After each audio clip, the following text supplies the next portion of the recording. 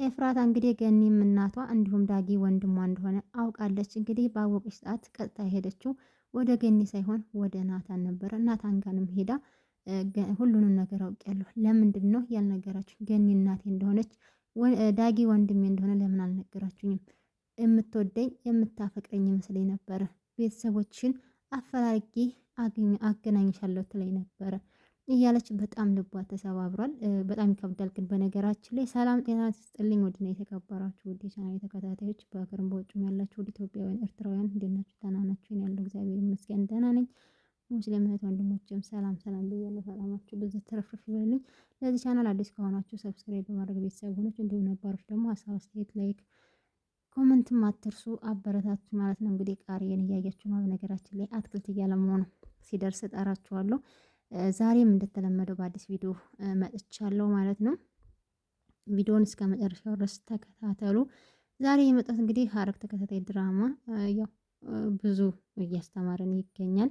ኤፍራታ እንግዲህ ገኒ እናቷ ዳጊ ወንድሟ እንደሆኑ አታውቅም ነበር። አሁን ግን አውቃ ቀጥታ ናታን ጋር ሄዳ ሁሉን ነገር ተናግረዋለች። ናታንም ያው ቃል ገብቶላታል ቤተሰቦቿን አፈላልጎ እንደሚያገናኛት። ነገር ግን እሷ ባልጠበቀችው ሰዓት እነሱ ያው ችግር በችግር ሲደራረብባት ገኒም ከነገ ዛሬ እነግራታለሁ እያለች እናትነቷን ገልጻ አላሳወቀቻትም። ያው አንዳንዴ እንክብካቤዋ እስኪበዛባት ጥያቄ ቢፈጠርባትም ኤፍራታ ማለት ነገር ግን አሁን ገኒም እናቷ ዳጊም ወንድሟ እንደሆነ አውቃለች። በጣም ልቧ ተሰብሯል። ከአንዱ ችግር ሳትወጣ አንዱ ችግር እውነት ይደብራል ማለት ነው። ከምር ያስጠላል።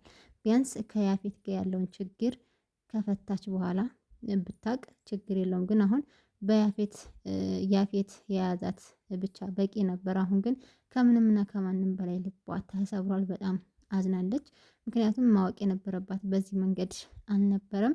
እንግዲህ ያው ጽዮን ያው ማስታወስ ስለማትችል ብለው ከሸወዷት እንግዲህ አይታወቅም። ነገር ግን ያም ሆነ ይህ አውቃለች ማለት ነው። እናታለኝ ሄዳ እንግዲህ ጮሃበታለች። የምትወደኝ የምታፈቅረኝ ይመስለኝ ነበር። እኔ እንዲሁም እንዲጠላት የምታደርግበት መንገድ ነበር የመሰለኝ። ነገር ግን ገኒም እናቴ ዳጊ ወንድሜ እንደሆኑ አውቄያለሁ ስትል በጣም ግራ ገባኝ ማለት ነው። ምክንያቱም ትናፍቀው ትጠብቀው የነበረው ቤተሰቦቿን አፈላልጋ ማግኘት እና ማን ምን እንደሆኑ ለምን እንደተዋት ማወቅ ትፈልግ ነበረ። ይህንንም ደግሞ ለናታን በደንብ ስለነገረችው እሱ አፈላልጎ እንደሚያገኝላት ቃል ገብቶላት ነበረ። ያው እንደዛ ብላ ስትናገረው እባክሽ እያለ ቢለምናትም እሷ ግን የልብ ልቧን ተናግራ ጥላ ሄዳለች ማለት ነው። ከዛ እንግዲህ ቤዛና ሄዊ ደግሞ ያወራሉ። ሄዊና ቤዛ ስለ ኤፍራታ እያወሩ ኤፍራታ በምን መንገድ እንዲያስጥል ከሰርጉ ማስጣል እንዳለባቸው ህዊ ትነግራታለች። ህዊ ግን ሰው በቀላሉ እንደዚህ ይቀየራል ትላለች። ያው በአንድ ቀንም መቀየር ይችላል። በጣም ታሳዝነኛለች። ከዚህ ሰውዬ ብናስጥላት ደስ ይለኛል ብላ ትነግራታለች። ቤዛም በዛን ሰዓት እንግዲህ ወደ መቀየር መታለች። እንደገናም ደግሞ የኔ የሆነውን ሁሉ ስለወሰደችብኝ አንድም በኩል አንደኛውም ልቤ ደስ ይለኛል፣ አንደኛውም ደግሞ ያዝናል። ብቻ ግራ ገብቶኛል ትላታለች። ሰርጉ ያሁኑ እሁድ ነው ወይስ ቀጣይ እሁድ ነው? በነገራችን ላይ አይነግራትም። ምክንያቱም እሱ የፈለገውን ቀን በፈለገው ሰዓት ማድረግ ይችላል እንጂ አያማክራትም ብላ ትነግረዋለች። ቤዝዬ እንደምንም ብለን እናስጥላት ትላታለች። በቃ መሄድ አለብኝ አሁን ብላ ሂዊ ተነስታ ትሄዳለች። ትንሽ አቆይም አሁን የመጣሽው ትላትም መቆየት አልፈለገችም። ከዛም እንግዲህ ኤፍራታ ናታን ወደ ቤዛ ክፍል ሲገባ ቤዛ አለች።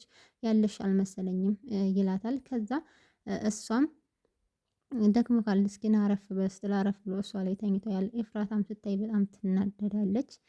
ከዛ እንግዲህ ቤዛ ናታንን አስተኝታ ኤፍራታ ክፍል ትሄዳለች። ለኤፍራታም በምንድነው የያዘሽ በምንድነው ያስፈራራሽ ብላ ትጠይቃታለች።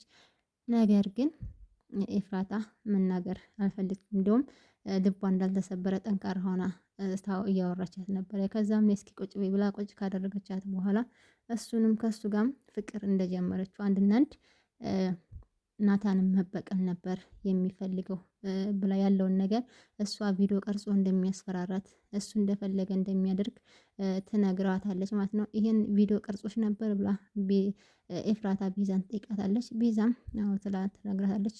አንቺስ በምንድን ነው የያዘሽ? በምንድን ነው ያስፈራራሽ? አትነግሪኝም ትላታለች። የአፌት ናታንን ማናደድ ብቻ ሳይሆን በአባዬና በእነሱ ቤተሰብ መካከል የሆነ ችግር ያለ ይመስለኛል ትላታለች። ቤዛም ቀበል ብላ እንግዲህ አይ አባቴ በፍጹም እንደዚህ አያደርግም ብላ ትመልስላታለች ማለት ነው። ከዛም እንግዲህ ተነስታ ትሄዳለች። ያንቺ ሰው የእሱ ሰው ብትሆኒ ስትላት ያው ትንሽ ትላለች። ምክንያቱም በቀላሉ ቶሎ ትቀየራለች ስላልጠበቀች ማለት ነው። እና ኤፍራታ እንግዲህ ከምንም